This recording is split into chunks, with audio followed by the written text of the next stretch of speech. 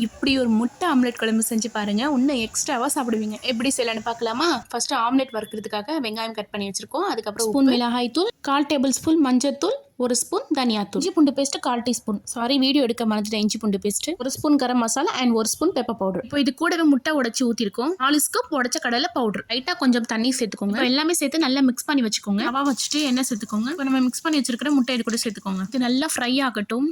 அவ்வளோதான், omelette ready ஆயிடுச்சு. இந்த மாதிரி ஸ்லைஸ் அழகாக கட் பண்ணி வச்சிருக்கோம். இப்போ குழம்பு செய்யலாம். ஒரு கடாயில் எண்ணெய் சேர்த்துட்டு வெந்தயம், சீரகம், நம்ம கட் பண்ணி வச்சிருக்கிற வெங்காயம் இதோட சேர்த்துட்டு ஒரு 10-15 பல் பூண்டு இது கூட ஆட் பண்ணிக்கோங்க. இப்போ நல்லா வதக்கி விட்டுக்கோங்க.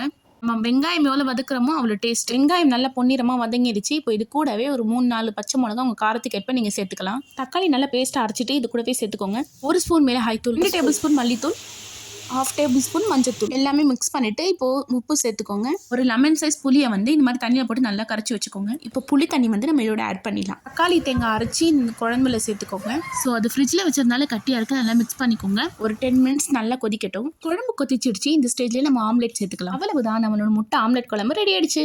கொத்தமல்லி சேர்த்து இறக்கிடுங்க. சூப்பராக இருக்குல்ல? முட்டை குழம்புல ஊறி சுட சுட சாதத்துக்கு பிசைஞ்சு சாப்பிடும்போது செம்ம டேஸ்ட்டாக இருக்கும். நீங்களும் ட்ரை பண்ணிட்டு பார்த்துட்டு இப்படி இருக்குன்னு சொல்லுங்க. மறக்காம லைக் பண்ணுங்க. டாடா.